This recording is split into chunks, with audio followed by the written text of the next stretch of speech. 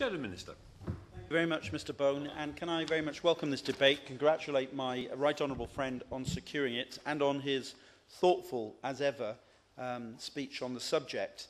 And we've had quite a lot of discussion of British values, perhaps not as much of the teaching side of it, and perhaps we'll get more of that in future debates. But it has been a fascinating debate. Can I congratulate all of the contributors as well? I'll make reference to the Honourable Member for Banbury in a moment. The Honourable Gentleman for East Hampshire pointed out the Americans have the phrase e pluribus unum. Of course, it was much later that that was interpreted as meaning that bringing together different peoples from different parts of the world. In its original sense, it was more about the states coming together and forming a union. But he is quite right, and there was much to agree in his remarks this afternoon. The Honourable Member for New Forest, I thought, made a very thoughtful and intelligent speech, as ever. He pointed out he was born and brought up in Wales. I was brought up in Wales with a Welsh mother and an Irish father. My father always insisted that I was Irish, but I never accepted it, and I still don't accept that, although I am proud of that heritage. But I've always thought of myself as Welsh and British. The Honourable Member for Dover made his remarks about his hope that Scotland doesn't break away from the United Kingdom. I completely endorse that sentiment also. And the Honourable Gentleman for Hexham pointed out his own German ancestry and bragged about the size of his following, to much to the derision of his honourable friends on that side, but also made a very thoughtful contribution to our debate. And I'm glad to see the Minister here today. I thought the Schools Minister, since teaching featured in the title of the debate, might have come along to answer the debate today. It might be because perhaps we understand from press reports that the Deputy Prime Minister is a bit uneasy about this whole new government policy about having a consultation on British values. If so, I think that's a shame, because I agree with my right honourable friend. I think it's very important that we have this debate, and I very much welcome us having the debate about what this means and its implications. Mr Bone, a couple of weeks ago I attended a very moving event where Councillor Ali Ahmed, who is a councillor in Cardiff, and the event was held in my own constituency, was honoured by the Bangladeshi community in Cardiff on becoming the Deputy Lord Mayor of Cardiff. And his opening remarks at that event were, "I'm proud to be a Muslim, I'm proud to be a Welshman, I'm proud to be a British Bangladeshi, and I'm proud to be the Deputy Lord Mayor of Cardiff." And I thought in those remarks, really, he showed what it is that we all want from British values and what it is that we all want in our community. The opportunity for everyone, from whatever background, including a very humble, poor background in Bangladesh of his family and of Ali Ahmed, the opportunity to succeed and the opportunity to have the chance to fulfill one's potential in this country. And I found that event extremely moving. And the reason I wanted to intervene briefly on the Honourable Gentleman for Banbury was because he did say in his remarks, you know, the values that our fathers and grandfathers fought for.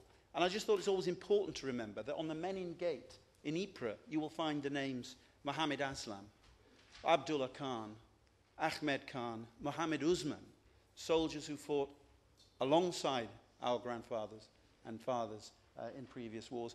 And we sometimes forget to remember that the grandfathers and fathers of many of the immigrant community in Britain today fought alongside British soldiers in those wars. Indeed, the reason they are here is because their grandfathers and fathers were part of the British Empire's army at the time. And we should always remember that in our discussion, I believe very strongly, of British values. I would echo also the comments of my honourable friend in relation to Wales and Scotland and Northern Ireland, the other parts of the United Kingdom. I think it is important when the UK government, but in an English-only jurisdiction, kicks off this sort of debate, that we should talk also to colleagues from the devolved administrations and involve them in this sort of debate. Otherwise, there is a danger sometimes of it getting isolated into a debate more about Englishness rather than Britishness sometimes. And I think those perspectives are extremely important, as are the perspectives of the various minority ethnic communities that were discussed during the debate. But undoubtedly the context, obviously, for this debate is the Trojan horse, the events of the Trojan horse incidents in Birmingham. And ultimately, this has come to a head because warnings that were given about what might be developing there were not heeded quickly enough. And I believe that one of the reasons for that is that there are systematic problems within our education system that have developed and allowed that to become more likely to be able to develop within our education system.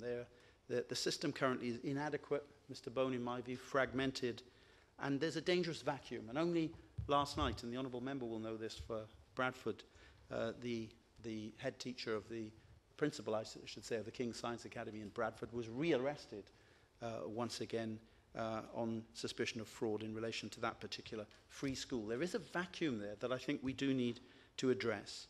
And I'll go on to say something more about that in a moment.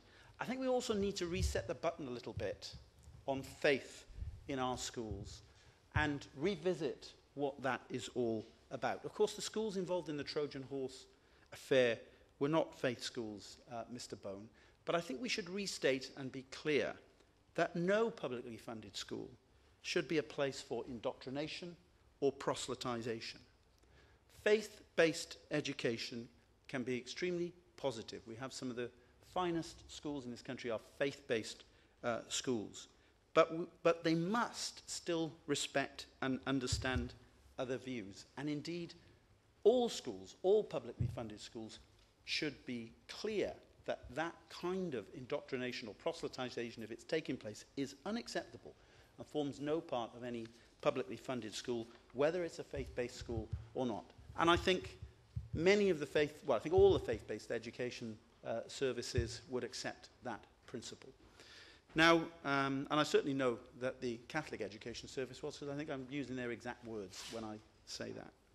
Now, I agree with the Honourable Member for Southampton Itchen that undermining citizenship teaching has not helped this situation either. And I also think that de-emphasising pupil and student voices in the system has not helped the matter either. Yesterday I spoke to a group of very articulate Year 10s from a community school in London who were visiting the House of Commons, and their insights were extremely important into this and other issues. I also think there's a danger that we are marginalising parental voice within the system also with its fragmentation and with the growth of very large academy chains who are accountable to no one, who dictate very often to schools at a local level. So-called autonomous schools are being dictated to often by very large academy chains, more than local authorities ever did, and with no accountability whatsoever. So yes, we need a debate about British values, but that conversation must, as my right honourable friend said, include the young people who are involved in these schools ourselves.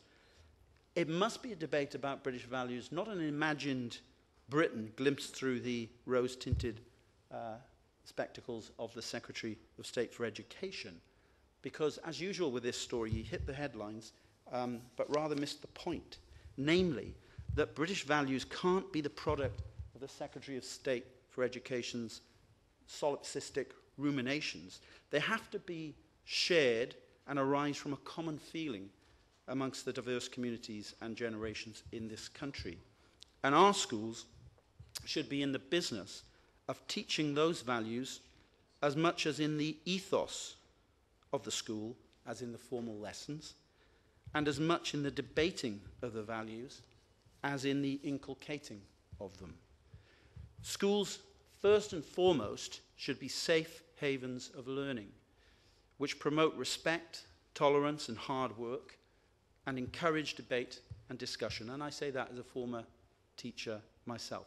And yes, as they are required by law, but no longer inspected upon, to promote community cohesion.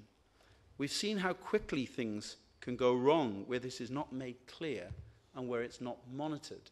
And that's why this debate is so important. And there is a danger of sending out mixed messages on behalf of the government. If you talk down and undermine citizenship as a subject, but then decide, after all, you will keep it in the national curriculum, is it any wonder people are confused? And then if you have a system where most secondary schools don't actually have to teach it because they are not required to teach the national curriculum, again, it's no wonder that heads, teachers and governors and parents can become confused as to what's expected of them in relation to the teaching of citizenship and British values. That's why, if we really are to promote these values in our schools, we need a mechanism to ensure that all schools do so. We've proposed a new approach to local accountability through directors of school standards. We believe, had our approach been in place in 2010, the DFE would not have ignored the warnings about Birmingham, and in requiring collaboration between schools, different groups could be brought closer together. This is a very important debate for this country and for our schools, and we need more than headline-grabbing sound bites from the Secretary of State to challenge this great challenge, to tackle this great challenge.